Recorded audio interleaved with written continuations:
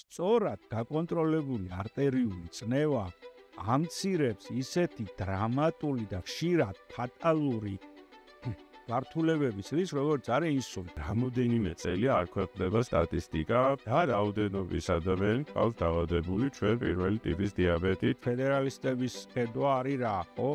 საქართველოს ყველა მოქალაქე იღებს გარკვეული ზომის ფინანსურ ვაუჩერს. იშვიათი დაავადებასთან მქონე პრეპარატების შეძენასთან დაკავშირებით სულ პრობლემები. არ არსებობს, რომ დროულად შემოვიდეს პრეპარატი. სულ დეფიციტი. ყველა ჰოსპიტალმა უნდა წარმოადგინოს მისი კლინიკური შედეგები, ეს უნდა იყოს საჯარო. ჯანდაცვის პოლიტიკა დღეს არის ნოუზე, ანუ ჩვენ ვართ ქაოსში. მოგესალმებით, მე ვარ ზურაბ შხარულიძე, ექიმი ნარკოლოგი, ფედერალისტი. ჩვენ ვიწყებთ პოდკასტ ჯანდაცვასთან დაკავშირებით, ამიტომ გამოიწერეთ ჩვენი არხი, ფედერალისტების YouTube არხი, დაალაიქეთ. დაწერეთ კომენტარები, დაწერეთ თემები, რომელიც თქვენთვის იქნება საინტერესო ჯანდაცვასთან დაკავშირებით და ჩვენ ვეცდებით ექსპერტებთან, პაციენტებთან ერთად განვიხილოთ ეს საკითხები და მოვახდინოთ და განახოთ ჩვენი ხედვა ამ საკითხებთან დაკავშირებით. სალამი, მე ვარ ვახტანგ კალოიანი, რეანიმატოლოგი, ანესთეზიოლოგი, კრიტიკული მედიცინის დეპარტამენტის ხელმძღვანელი და რა თქმა უნდა ფედერალისტი. სურასთან ერთად გადავწყვიტეთ გვესაუბრა ჯანდაცვის პოლიტიკაზე და იმ საკითხებზე, რაც რეალურად თაგაატუხებს ჩვენს მოქალაქეებს და რომლის სივრცეც სამწუხაროდ დღევანდელ მედია სივრცეში, რა თქმა უნდა, არც ხელისუფლების კონტროლებში და არც არახელისუფლების კონტროლებში არ დარჩა. რეალურად არ არის სივრცე, სადაც იქნება საშუალება კვალიფიციური განსჯის ექსპერტებს შორის, პოლიტიკოსებს შორის და ასევე პაციენტებს, მოქალაქეებს შეეძლებათ საკუთარი აზრის გამოთქმა და ამაზე კვალიფიციური პასუხების მიღება.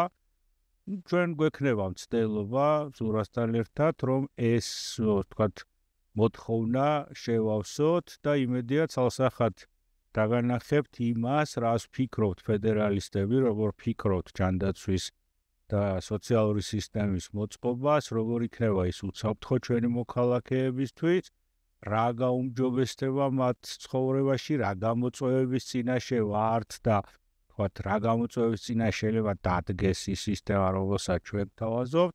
ამაზე ვისაუბრებთ ჩვენ დარგის ექსპერტებთან ერთად, სხვადასხვა სპეციალობის მიხედვით, მაგალითად მენტალური ჯანმრთელობა, ონკოლოგია, მედიკამენტების ხელმისაწვდომობა, სადაზღვეო სისტემა, ნარკოლოგია, რა თქმა უნდა, სომატური მედიცინა, ხარისხი.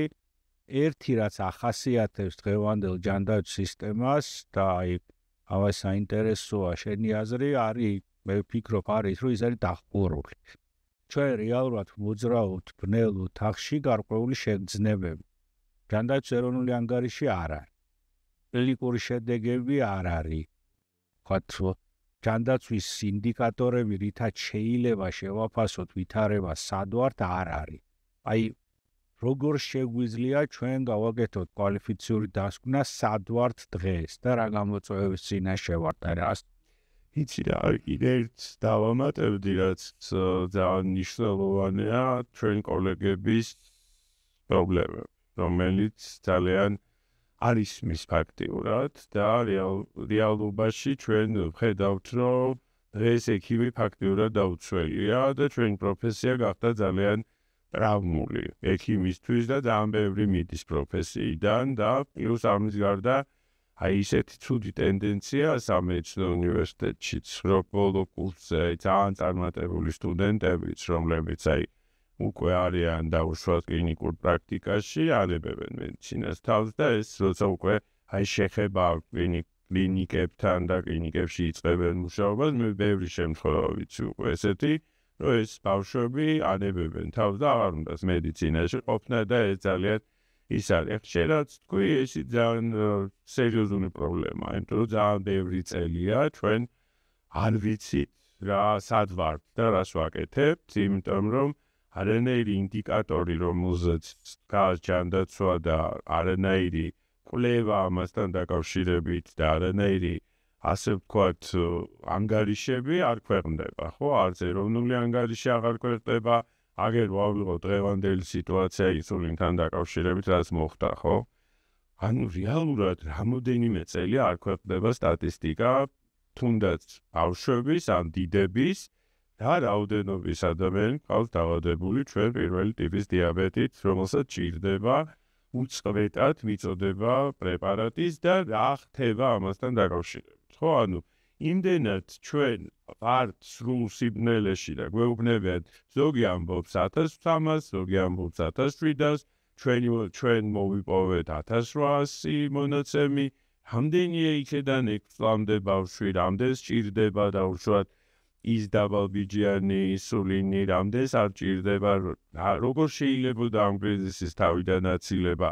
2 კვირით ადრე რო ურეკავ მშობელს და ეუბნები, რომ ეს აღარ არის, რომელიც ჯერ ხო ყველაფერს თავი დავანებოთ ანუ დიაბეტის მქონე ადამიანებს გარდა იმისა, რომ პრეპარატს აწოდებ, ისინი ცხოვრების წესით მათი იცვლება, ხო და შესაბამისად ანუ ჯანდაცვის როლი ამაში მხოლოდ მაგაში ხო არ არის, რომ შენ ინსულინი მიაწოდო, ხო? ანუ ეს ბავშვი ცხოვრობს ამ დაავადებით და უნდა იცოდეს ამ დაავადებასთან მისმა მშობელმაც და თვითონ და 2 კვირით ადრე რომ ურეკავ, რომ არ არის. და ექიმიც რო გეუბნება, რომ იცი რა, ეხა არ ვიცი, ცოტა რისკოა ეს ყველაფერი და მოდი იმას ვქნათ და ყოველწუთას იმაზე გადავიდეთ, ჩხლეტაზე ბავშვის სადაც უკვე პომპაზე არის ბავშვი რაღაცა დროის მანძილზე, ხო? აი ეს ანუ აქ ჩვენ გვაქვს ბევრი პრობლემა დასრულულ სისტემასთან, იმიტომ რომ ადრე კაცო ჯანდაცვის სამინისტრო მე არ მახსოვს მინისტრი, რომელსაც შესვლა გამიჭირდებოდა რამე პრობლემას. არ მახსოვს. დღეს წარმოუდგენელი.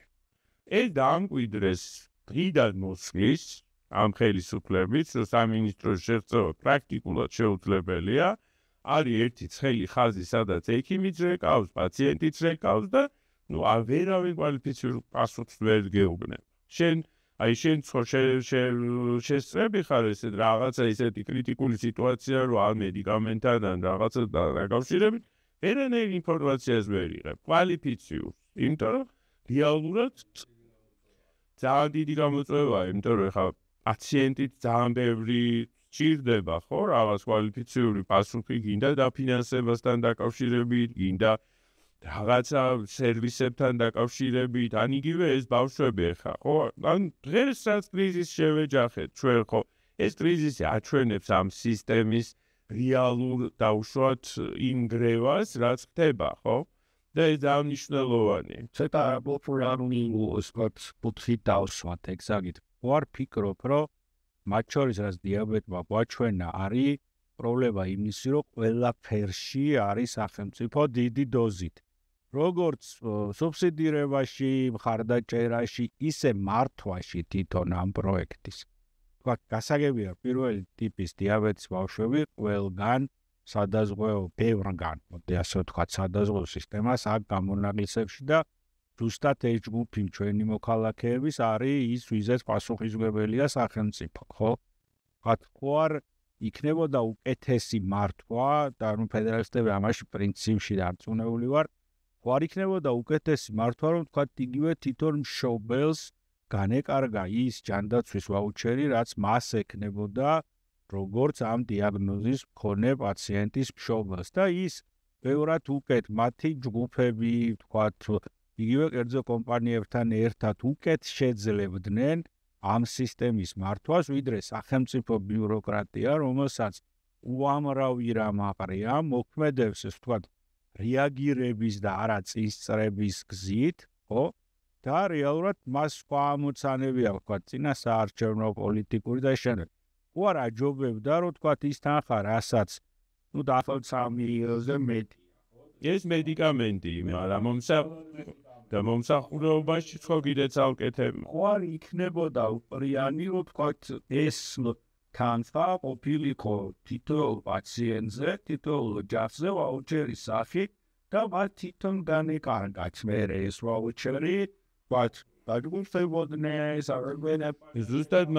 ზუსტად მაგაშია საქმე, რომ სახელმწიფო პროგრამის პირობებში შენ იძულებული ხარ მიმართონ მხოლოდ ერთ დაწესებულებას. იმიტომ რომ ის დაწესებულება ან ტენდერში იღებს, ან პირდაპირ მათ აძლევენ, ხო? რამდენად კომპეტენტურია ეს დაწესებული? ეხლა ის რომ 10 წელი ამ პროგრამას ასრულებს, ეს არ ნიშნავს, რომ ის კომპეტენტურია, ხო? და რამდენად შეფასდა მისი მუშაობა, სწორედ თუ არა, ანუ სახელმწიფოს ამ შემთხვევაში ის როლი, რომელიც უნდა ქონდეს მონიტორინგის, ხო? და რეალურად რა მოხდა ამ პროგრამის ფარგლებში და რა გამოწვევებია, ხო? ანუ შენ რომ აისიდან იცი რომ არ გაქვს პრეპარატი, არ მუშაობს, ესე იგი, შენ იმ თემთან, ხო, რომელმაც ანუ როეუბნები ეხა ერთ კვირაში წაიღე, ორ კვირაში მოდის, ანუ რაღაცა კრიზისი ხო ხდება, ანუ და რეალურად ეს კრიზისი ძალიან ადვილად იყო დასაძლევი, ხო? ანუ და პროგნოზირებადი, იმიტომ რომ ეხლა ამ კომპანიის პრობლემებზე თან სოფლიო ლაპარაკობს, ხო, მარტო საქართველოში არ არის ეს პრობლემები. როცა შეხედავ, რომ ესეთი, ანუ ზოგადად სახელმწიფო პროგრამების მართვაში არის პრობლემა. ჯერ ნებისმიერ გინდა მენტალურ ჯანმრთელობაზე ავიღოთ, გინდა ავიღოთ, იმიტომ რომ თან ყველაზე ხშირია ხა მე რაც ვიცი, მენტალურ ჯანმრთელობის მქონე პაციენტებში პრეპარატების მიწოდება. იგივე მობილურ ჯგუფებთან, იგივე დაუშვათ თითო სტაციონარებისთვის, რვათვე არ არის ციკლოდური ქვეყანაში. წარმოიდგინე, ხო რა იგივე აბსოლუტურად იგივე. ვეცდი და ტენდერი ვერ რაღაცა, იმიტომ რომ არის გაერთიანებული ტენდერები ჯანდაცვას და შინაგან საქმეთა ეს რაღაცა სიგიჟე სრული, იმიტომ რომ კონტროლირებადი პრეპარატი, ანუ თითო სისტემა სახელმწიფო პროგრამების, რომელიც არა მარტო დიაბეტის, ნებისმიერი იშვიათი დაავადებასთან მქონე პრეპარატების შეძენასთან დაკავშირებით სულ პრობლემები. არ არსებობს, რომ დროულად შემოვიდეს პრეპარატი. სულ დეფიციტია. ეხლა მე ამას გეუბნები იქედან გამომდინარე, იმიტომ რომ ჩანს რომ თერაპიის პროგრამებში ზუსტად ვიცი რაც ხდებოდა. არ არსებობდა წელი, რომ სახელმწიფოს დროზე გამოეცხადებინა, გინდა ნებართვა გაეცა. ეხლა იანვარში რომ დაიკეტება სამინისტრო და თებერვლის ბოლოს მოგცემს ნებართვას და შენ მარაგი გაქვს მარტამდე, წარმოიდგინე და ამ სიტუაციაში არ გაძლევს ნებართვას, იმიტომ რომ ვერ დაადგინა ბიუროკრატია, კიდე ცალკე ამ ნებართვებზე კიდე ცალკე პრობლემაა. ვერ დაადგინა რაღაცა, მერი გაძლევს ნებართვას და არ ითვალისწინებს ლოჯისტიკურ ნაბიჯს. არის პრეპარატები და ლოჯისტიკა ორთვიანი. იმიტომ რომ ორთვიანია ეს სანდახან არის 6 თვიანი ლოჯისტიკური ნაბიჯია, როცა შენ ესეთი ტიპის კომპანიას როგორც ეხლა ეს კომპანია შეიძლება 6 თვიანი იყოს ეს ბიჭი. კაცმა ანუ ნაბიჯი ეს ლოჯისტიკური შემოტანასთან დაკავშირებით. რა იქ რეგისტრაცია, იქ მილიონი პრობლემა, იქ დამზადება პრეპარატის, რაც ნარკოტიკს ეხება, კიდე კვოტებია, რაღაცებია და წინა წლის შეკვეთ წინა წელს უნდა იგივე კრიზისი ეხლა ჩვენ დაგვიდგება ფსიქოტროპულ პრეპარატებთან. სერიოზული დეფიციტი შეექმნა ბევრ უკვე კლინიკას და ვერ ყიდულობენ პრეპარატს. ეს მარაგებია, რაც იყო და როდის შემოიტანენ ახალ მარაგს, რაც მარიც. იმიტომ რომ ეხლა ნარკოტიკზე კვოტაა, წლის მარაგია და ის უნდა გახარჯო. არა, ეს ხო დაიწყეს, ხო გადაიბარეს ყველაფერი და თელი ფსიქოაქტიური ნივთიერებები მისცეს დაწესებულებას, რომელსაც არანაირი გამოცდილება ამასთან დაკავშირებით არ ქონდა. ანუ ფსიქიკური ჯანმრთელობის და ნარკომანიის პრევენციის ცენტრს ჩააბარეს თელი ქვეყნის ნარკოტიკის გადაწილება და გაყიდვა. არც კადრი ყავთ, არც ცოდნა აქვს, არც გამოცდილება აქვს ამისი და არც იციან როგორ უნდა გააკეთო. ეხლა წარმოიდგინე ყველა კონტრაქტი, რომელიც უნდა სხვადასხვა ქარხანასთან დადო. იმიტომ რომ ადრე ეს იყო კერძო მიმწოდებელი, ხო, რომელსაც რამოდენიმე ზოგი კომპანია საერთოდ არ გიდევს, იმიტომ რომ მას ექსკლუზიურად ყავდა ვიღაც წარმომადგენელი, რომელსაც ეს შემოქონდა, ხო? მერე შუალედური კომპანიები ჩდება, ან იმდენად არა პროგნოზირებად ნაბიჯებს აკეთებენ, რომ ეს ყველაფერი ისახება მერე ხარისხზე და რა თქმა უნდა და გავაგრძელოთ ეს საკმაოდ აქტუალური თემა არის, მენტალური ჯანმრთელობის, ხო? რეალურად ერთი მხრივ სად ვართ მან მე რასაც უყურებ ესე ვთქვათ ექიმი რომელიც მატური პრობლემებით ვარ დაკავებული ყოველდღიურად ხო ესეც ვთქვათ ცალკე საკითხია მაგრამ აი სად ვართ ვთქვათ ერთი რასაც ვხედავ არის სტიგმატიზაცია და ვთქვათ საზოგადოებაში ჩემი აზრით ცოდნა არ არის უბრალოდ და ინფორმირებულობა რა არის ეს ვთქვათ პრობლემები არის ესე ვთქვათ დიდი და პატარა ფსიქიატრიის თვალსაჩინო ეხლა რაღაცა ახალი ძველ კარგად დავიწყეული ძველი მექანიზმი დაიწყეს რომ დიდი ფსიქიატრიულების აშენება სადაც ყველაფერს ერთად აი სად ვართ მან და რას ხედავს ვთქვათ ამაზე ცალკე ვისაუბრებ ჩვენ ძალიან საინტერესო რესპონდენტთან მაგრამ აი 2 წუთით რომ მიმოვიხილოთ ვთქვათ სად ვართ რა გამოწვევების წინაშე ვარ და რა იქნება სახელმწიფოს როლი რა უნდა იყოს მოქალაქეების როლი და აი როგორ შეგვიძლია დიდი გამოწვევა რომელიც ეს არის სრულიად სახელმწიფო პროგრამა ხო დღეს ფსიქიატრია კერძო ფსიქიატრია ფაქტიურად არა გვაქვს და ძალიან ცუდია იმიტომ რომ ხა კერძო სექტორს ბევრად უფრო მეტი შესაძლებლობა აქვს და არიან ბევრი პაციენტები რომლებიც გადაიხდიან ან იმიტომ რომ სადაზღვეო ამ შემთხვევაში იგივე როგორც დიაბეტთან დაკავშირებით არაფინანსებს ამ საკითხს და ესეც ძალიან ის არის იმიტომ რომ დღეს არ არსებობს ადამიანი თან მით უმეტეს ჩვენ ქვეყანაში რომელსაც რაიმე პრობლემა ფსიქიატრიული არ ქონდეს პიროვნული აშლილობიდან დაწყებული დამთავრებული დეპრესიით ფოთვით და ასე შემდეგ კი ანუ მე რო დეპრესია მაქვს ეს ანუ მე თუ ფსიქიატრ ანუ ის რაც მოხდა იმ ქალბატონთან პედაგოგთან დაკავშირებით სადაც ფორმა 100-ში ეწერა სრულიად აი ჩვეულებრივი ისეთ დიაგნოზი რომელიც ნებისმიერ ჩვენთაგანს გვაქვს გამოიწვია რომ დანიშნეს ფსიქიატრიული ექსპერტიზა ხო ანუ გადავმივედით საბჭოთა კავშირში ანუ ვერ გამოვდივართ ამ საბჭოთა ფსიქიატრიის ასე ვთქვათ იმიდან და ნუ სტიგმა რა თქმა უნდა და ადამიანს ურჩევნია მივიდეს ნევროლოგთან ფსიქიატრიული პრობლემებით და მე სრულიად ყველაზე დიდი პასუხისგებლობით ვამბობ და ეხლა ნევროლოგების გასაბრაზებლად ამას არ ვამბობ რომ არ უნდა იღებდნენ თავის თავზე ამის მკურნალობას მაგრამ პაციენტის ასე ვთქვათ მოზიდვის თვალსაზრისით რა თქმა უნდა იღებენ და ბევრ არასწორ რაღაცებს მე აკეთებენ და პლუს ნუ ეს შარლატანები ვინც გაჩნდა რომელსაც რაღაცა ფსიქოთერაპევტია და პლუს წამალს უნიშნავს და არანაირი უფლება არ აქვს წამლის დანიშვნის ესეთი ძალიან ბევრი გაჩნდა ამ ჩვენ ქვეყანაში შეხედე როცა შენ ლაპარაკობ პაციენტის უსაფრთხოებაზე ზოგადად და პირველ პლანზე გადმოგყავს პაციენტის უსაფრთხოება და ამ დროს არ ზრუნავ ხარისხზე თუნდაც სახელმწიფო დაწესებულებაში რომელშიც ყველაზე დაბალი ხარისხი არის მომსახურეობის ყველაზე დაბალი რაც შეიძლება იყოს და ეს მე და შენ ძალიან კარგად ვიცით ხო ყველაზე დაბალი ხელფასი ყველაზე დაბალი სერვისი და ასე შემდეგ ხო და მე მეუბნები რომ მე ყველაფერს ვაკეთებ პაციენტის უსაფრთხოებაზე ჯერ საკუთარ სისტემაში გამოცვალეთ თუნდაც ფსიქიატრია რომელიც სრულიად სახელმწიფოა ხო ანუ არც ერთი ან ორი კლინიკა ისიც ძალიან პატარა რომელიც არის კერძო ხო ჯერ შენთან ქენი ეს ყველაფერი და მე დამანახე რომ მე სახელმწიფო აი ამ ხელა სტანდარტზე ამყავს ჩემი მომსახურეობა და პაციენტის უსაფრთხოებაზე ვზრუნავ და დანარჩენზე მე ან თუ გინდა ავიღოთ რესპუბლიკური საავადმყოფო რომელიც აანგრიეს, ააშენეს, ვერაფერი ვერ უქნეს, ვერც აანგრიეს და ვერაფერი ვერ ქნეს. ან სახელმწიფო დაწესებულებაა, ხო? ინფექციური ძლივს რაღაცა მოხდა, არ ვიცი რა, სასწაული მოხდა.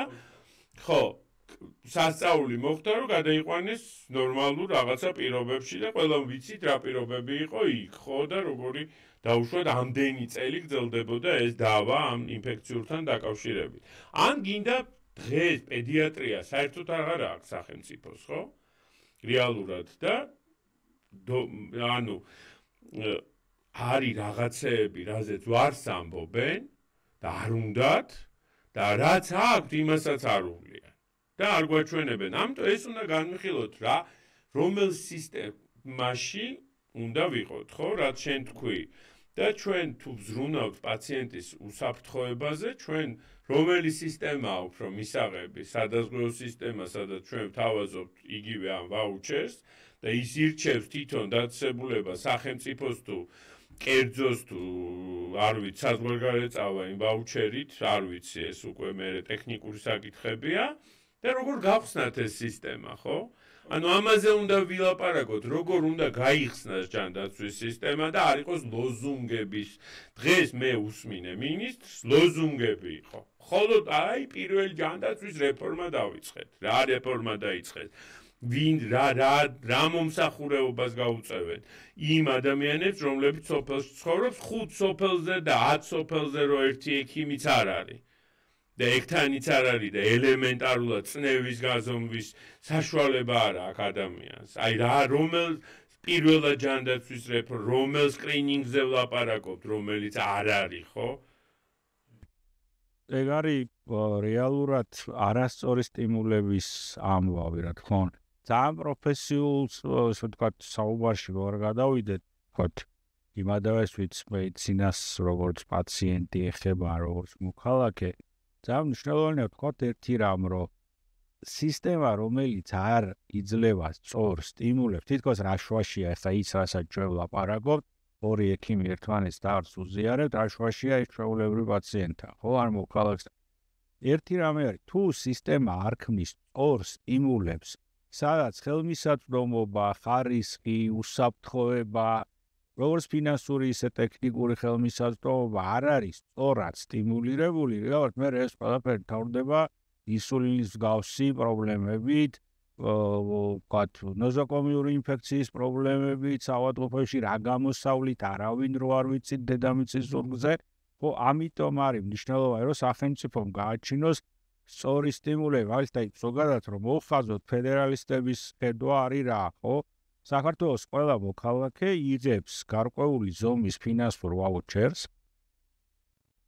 ცალსახად წინასწარ დეტერმინირებული ღირებულების, რომლითაც მას შეუძლია აირჩიოს ის სადაზღვევო კომპანია, რომელიც მას შეთავაზებს ძალიან კარგ პირობებს, მისთვის საუკეთესო პირობებს და თუ გადაწყვეტს და აქვს ამის საშუალება, შეუძლია დაამატოს, თქვათ, იმ სადაზღვევო პოლის მისი თანხა. და იყიდოს უკვე სხვა კლასის სადაზღვევო პოლისი, ხო? და ის ადამიანები, რომლებიც ვერ აღმოაჩენენ ასეთ სადაზღვევო კომპანიას, რომელსაც შეუძლია, ვთქვათ, მათი მოთხოვნების დაკმაყოფილება, ისევ რჩებიან სახელმწიფოს პასუხისმგებლობის ქვეშ. თუმცა ამ ვაუჩერით მათ შეუძლიათ, ვთქვათ, ნებისმიერ სამედიცინო დაწესებულებას მიმართონ, ნებისმიერი სერვისი მიიღონ და შემდეგ იმ სახელმწიფო პროგრამის ფარგლებში, ხო? ეს ჩვენი აზრით გაზრდის კონკურენციასაც, სადაზღვევო პოლისიც უკეთესი იქნება, მაგრამ აქ არის მთავარი საკითხი და მთავარი გამოწვევა ჩემი აზრით ინფორმირებულობა ჩვენი მოქალაქეებს.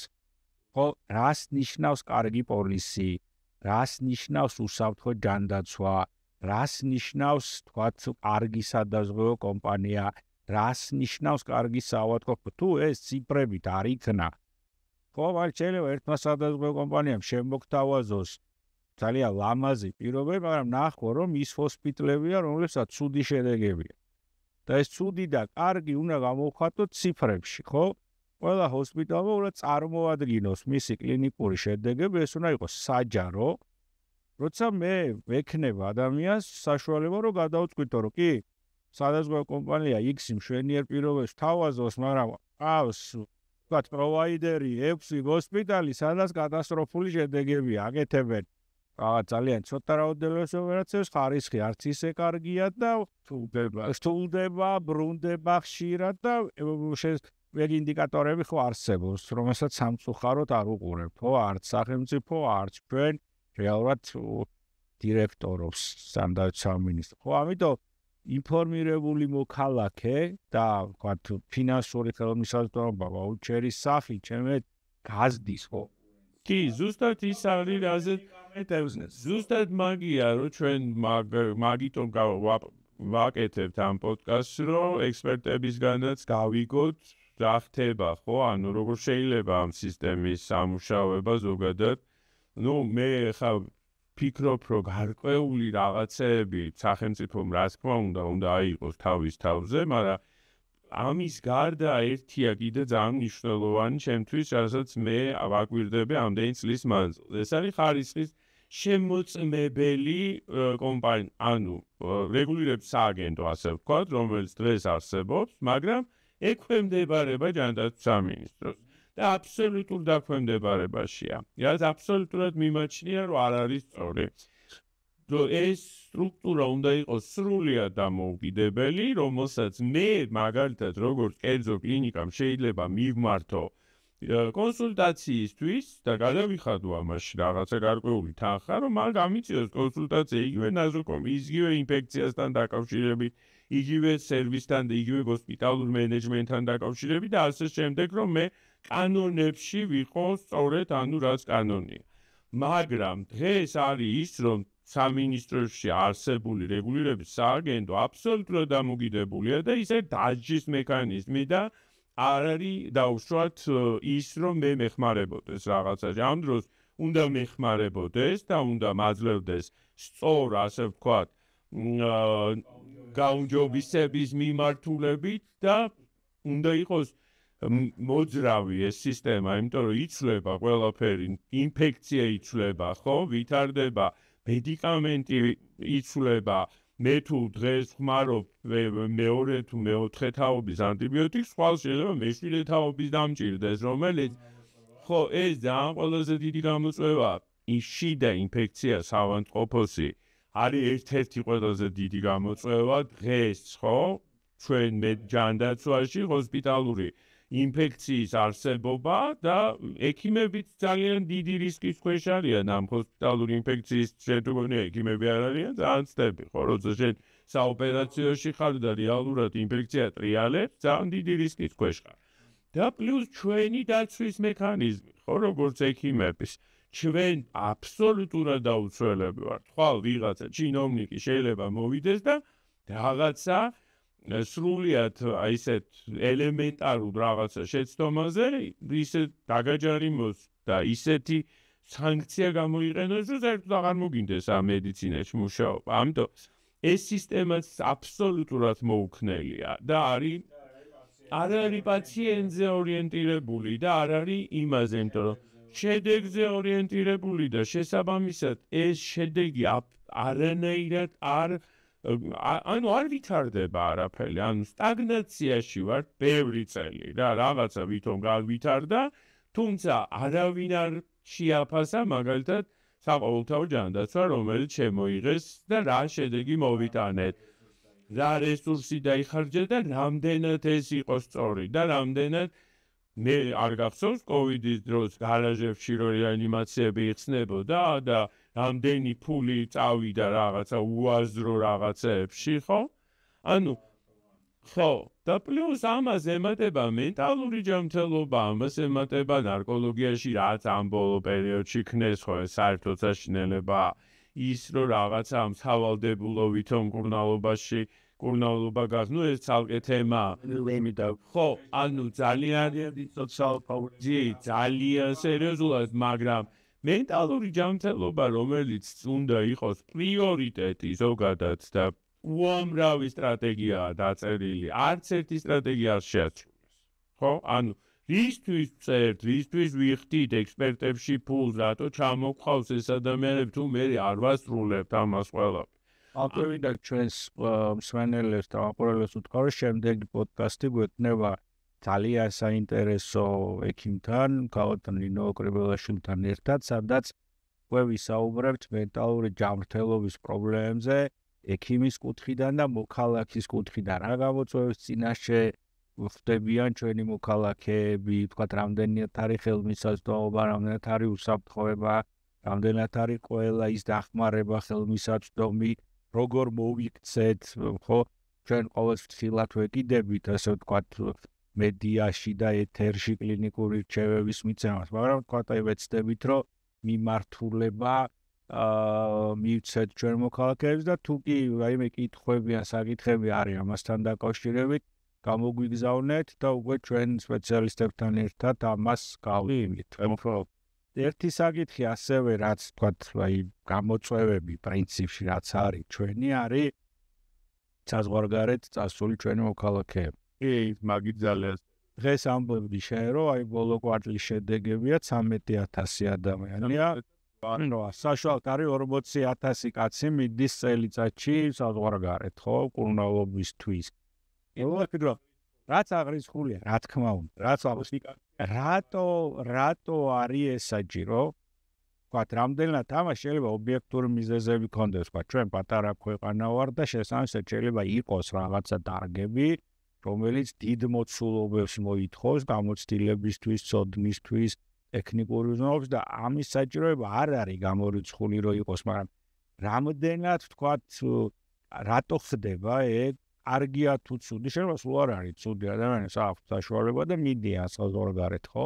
მაგრამ აი რატო ხდება ეგ როგორ გონია და არენდობიან ჩემით ყველაზე დიდი ასე ვთქვათ, იმიტომ რომ ძალიან იყო ბევრი кейსი, ახლა შენც იცი, როცა აქ დასმული დიაგნოზი მერე დაუშვათ უარ ყოფილი იყო, ან პირიქით აქ არ დასმული დიაგნოზი მერე იქ იყო დიაგნოსტირებული და დაუშვათ და მე ვფიქრობ, რომ თავარი მიზეზი მაინც წასვლის არის ის, რომ სერვისი არ არის იმ დონეზე და ნდობა ჯანდაც, ანუ იმ დარგების მიმართ, ну ძირითადად ალბათ ონკოლოგიაა და უმრავლესობა ონკოლოგია, სადაც დაუშვათ ეს უნდობლობა ძალიან მაღალია. ესიც რაღაცა სტიგმის ნაწილია და რაღაცა შექმნილი, ასე ვთქვათ, შეიძლება ჩვენ ქვეყანაში არის ბევრად უფრო კარგი სპეციალისტები, მაგრამ რამდენად მათ აქვს საშუალება დიაგნოსტირების, რამდენად ჩვენ ვართ იმ თანამედროვე,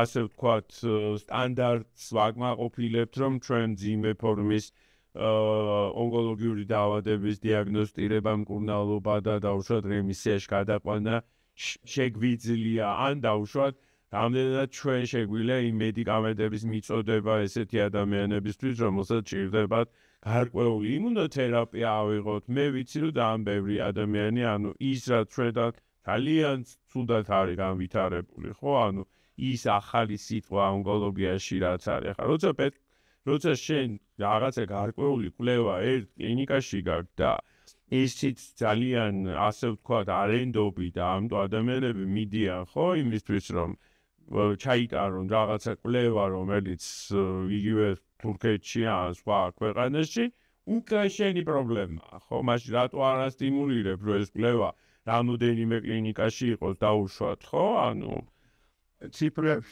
მოვიდნენ რომ კვლევებია სტანდარტიზირდა, რაც შეიძლება ისეთი ციფრები რა. 10,000-მდე ახალი ონკოლოგიური შემთხვევა ყოველწელი. ეს რას ნიშნავს, რომ პრევენცია არ აქვს, ხო? პირველი და არა გვაქვს ის რომ ის რისთვისაც ეხლა ტრაბახობენ რომ პირველად ჯანდაცვის რეფორმას ამდენი წელი არითი ვერ გაკეთე 12 წელიწადია პირველად ჯანდაცვის რეფორმას აკეთებენ და აი ციფრა დავთავრე და ერთ ადამიანს ერთ ონკოლოგიურ პაციენტს მისი წესის განმავლობაში სხვადასხვა რეიჯით რა თქმა უნდა ჭირდება $50,000 რომ მან მიიღოს საშუალო ევროპული ფარისის პაცამესო ფარდაჯერა უზარმაზარი რესურსია, ხო? ამ რესურსის მიღება ჩვენაერ სახელმწიფოც არ არის მარტივი ამბავი, რეალურად იქნება სისტემა, რომელიც მოგცემს საშუალებას, რომ ამ რესურსის მობილიზება მოხდეს, როგორც სახელმწიფოსგან, გადასახადისგან, რაფტერესგან, სადაზღვევო კომპანიებიდან, ფონდებიდან, ავაჩინოთ სტიმულები, რომ შეიქმნას ფონდები, რომლებიც ხართ დაუჭერენ, თქვათ თანამედროვე ონკოლოგიურ თერაპიას, ხო, რაც დიდი ძალიან დიდი გამოწვევაა და საკმაოდ ძვირიანი, რომელსაც პრევენცია, ხო, და სკრინინგი, რეალურად, ოდესა ვთქვათ, ტექნიკურად სკრინინგი ხელმისაწვდომია საქართველოში და ვთქვათ, ობიექტურად ვთქვათ, დიდ ქალაქებში მინიმუმ ჩვენ მოქალაქეებს შეუძლიათ მიმართოს სკრინინგ ცენტრებს და ის სტანდარტული ასაკთან შეფარდებითი და სქესთან ხოჭეჭინური ონკოლოგიური დაავადების სკრინინგი ჩაიტარო. ხო იქნება ეს ფილოსოფიურ სტიმულოქარებს შემთხვევაში სტატად ნასლავის სიმსივნე თუ იბო ფორ პარისემეს სკრინინგი არა, ამისი უტილიზაცია არის კატასტროფულად დამარხი. უტილიზაციაც და მაინო მიკითხოთ ძალიან ბევრმა არის ციზო ეს უფასო ხელმისაწვდომია ერთი არ მიდის არანაირი საგანმანათლებლო კამპანია ამასთან დაკავშირებით და შესაძლოა დღეს ონკოლოგიამ და მეცნიერებმა მიაღწია იმას თუ ჩვენ კემპის სიმსივნეს ნაგვავის სიმსივნეს პროსტაზე დროულად აღმოვაჩინთ ლეუნოვიც კი მარა შეხედე არის კიანე მაგრამ ამ არცოდნის გამო და არაინფორმირებულობის გამო რეალურად ჩვენ მაქსტაბიაზე ძალიან ცოტა და